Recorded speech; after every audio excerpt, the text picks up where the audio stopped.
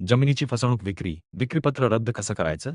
जर तुमच्या नावाची जमीन तुमच्या परवानगीशिवाय विकली गेली असेल तर? आणि तुम्हाला त्याची माहितीही नसेल तर? मग हा व्हिडिओ तुमच्यासाठी खूप महत्त्वाचा आहे. कारण आज मी तुम्हाला सांगणार आहे, फसवणूक झालेलं विक्रीपत्र कसं रद्द करायचं. नमस्कार मित्रांनो, आज आपण एका खूप गंभीर विषयावर बोलणार आहोत. जमिनीची परस्पर विक्री, फ्रॉड लँड सेल.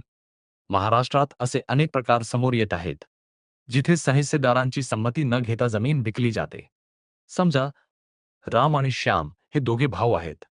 दोघांची मिळून एक शेती जमीन आहे. पण श्याम रामची परवानगी न घेता ती जमीन तिसऱ्या व्यक्तीला विकतो. आणि काही दिवसांनी रामला कळतं की त्याची जमीन आधीच विकली गेली आहे. हीच आहे फ्रॉड्युलंट लँड सेल. आता समजून घेऊया कायदा काय सांगतो. सामायिक जमिनीत प्रत्येकाचा हिस्सा असतो. त्यामुळे सर्व सदस्यदारांची संमती आवश्यक आहे. संमतीशिवाय विक्री इक्वल्स बेकायदेशीर. अशा प्रकरणात खालील गुन्हे लागू होतात. फसवणूक, चीटिंग, बनावट कागदपत्र, फॉर्जरी, कागदपत्रात फेरफार. आणि यात दलाल, खरेदीदार, अधिकारी सुद्धा अडकू शकतात. जर तुमच्या जमिनीची फसवणूक करून विक्री झाली असेल तर लगेच हे 4 स्टेप्स करा. स्टेप 1, FIR नोंदवा. जवळच्या पोलीस स्टेशनमध्ये जा. फसवणुकीची तक्रार नोंदवा. स्टेप 2, सिव्हिल कोर्टमध्ये केस करा. वकिलामार्फत कोर्टात दावा दाखल करा. विक्रीपत्र रद्द, कॅन्सलेशन ऑफ सेल डीड, मालकी हक, ओनरशिप क्लेम. स्टेप 3, ताबा कायम ठेवा.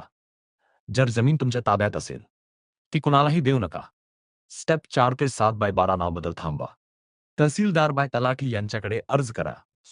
म्युटेशन एंट्री, फेरफार थांबवा. Important tips, prevention.